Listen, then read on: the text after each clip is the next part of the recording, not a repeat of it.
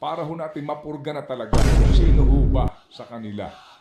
Ipapaliwanag po natin ang kung gugustuhin lang, pwede po. Kung a-action lang po ang iba't ibang mga opisyal ng gobyerno para ho natin mapurga na talaga kung sino ho ba sa kanila. Okay? Ang sinasabi po na nagkakamal ng nakaw na yaman.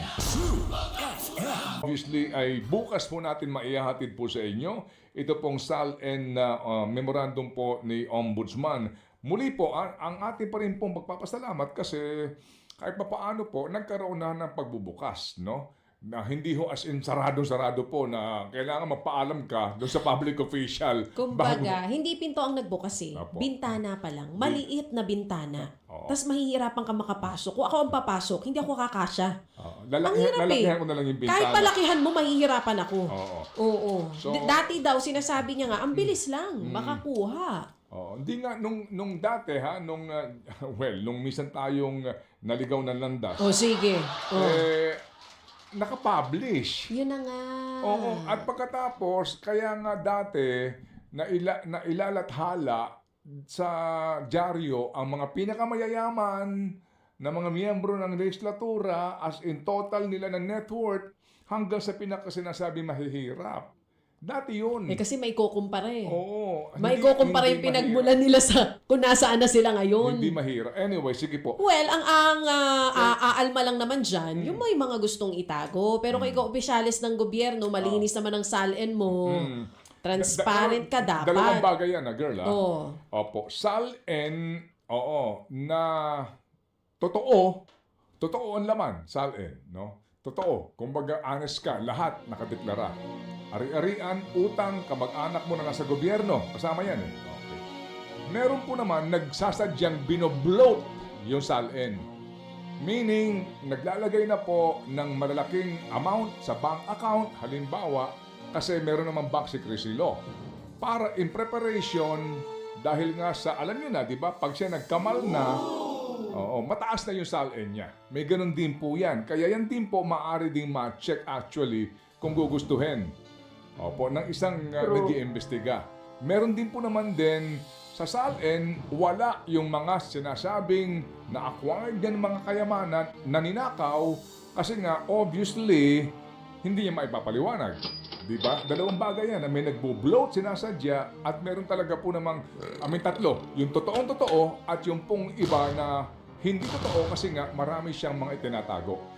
At bukas po ang ating tampok sa ating pong Think About It. Ang title nito ay Purgahin ang gobyerno! Now! Ay, sorry, bukas pa pala ang think about it. Purgahin ang gobyerno po ang title nito. At dito mga kapatid, ipapaliwanag po natin ang kung gugustuhin lang, pwede po.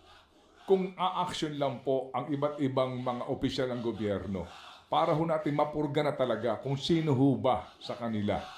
Okay? Ang sinasabi po na nagkakamal ng nakaw na yaman.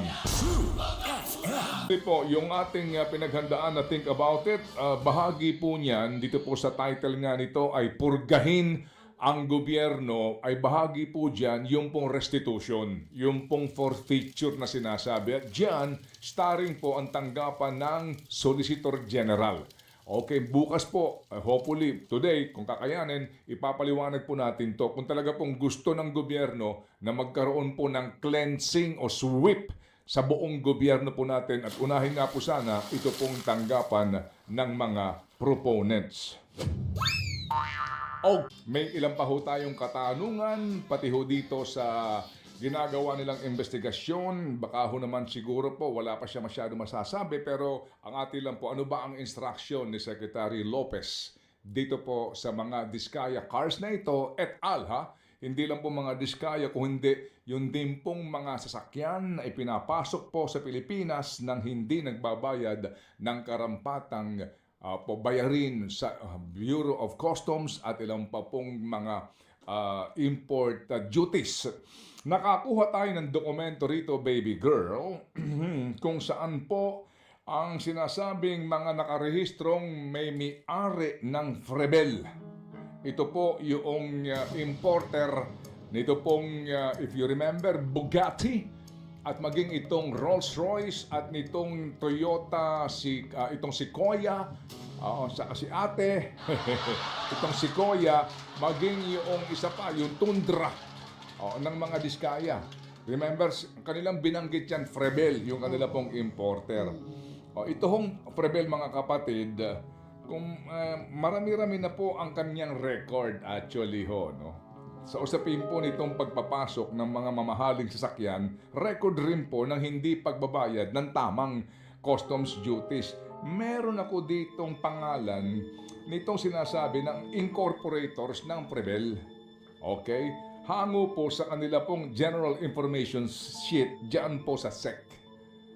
Pero dito po mga kapatid, no, meron siyang President, Treasurer, Corporate Secretary, at ilang pa hong kumbaga directors ng kanyang kumpanya. Pero wala dito yung pangalan ng totoong may-ari nito. Sino to? Yun, kasi hindi sila na naman ang naka-front dito. Iba, mga kapatid. Andiyan na ba siya? Tanungin mo nga kung kinakailangan niya pa ng wang-wang pag makapasok. Kasi ang dami nating mga dapat na asikasuhin dito this morning. Alright? Ba't tumatawa ka? Wala lang. Nagpapatawa ka, boy. Alam ko, Napatawa malo naman ka pag dyan. umiyak ako dito dahil sa mga sinabi mo. Lo ka rin. Di ba? Nakakatawa eh. Oo, siguro naman Napatawa maya-maya tawa andyan dyan. siya. Wala Wala na lang kung... Sige, okay. Kung narinig niya yung mga sinabi natin kanina. Ha? Oo. Kasi ito yung ito yung ating nakaalap. Ito kasing Frebel na ito, natataka ka rin. Nagkaroon na ng investigasyon nung una, hindi pinatawag. Ngayon, hindi pa rin pinatatawag. Bakit kaya? VIP rin kaya itong mga to? Sila po yung mga nagpapasok nito hong mga mamahalin at naipaparehistro po nila sa LTO. May ORCR. Ikaw na bumili sa Toyota Otis o Toyota Alabang. Ikaw na, di ba? Bumili ka. Yung plate number mo, hindi mo agad siguro makukuha, ha? Pero Buwan yan. itong mga to, may plate number ka agad, may ORCR ka agad. Paglabas. Diba? Ayos, sana all. Ang tindi. Sige, sandali po lamang mga kapatid.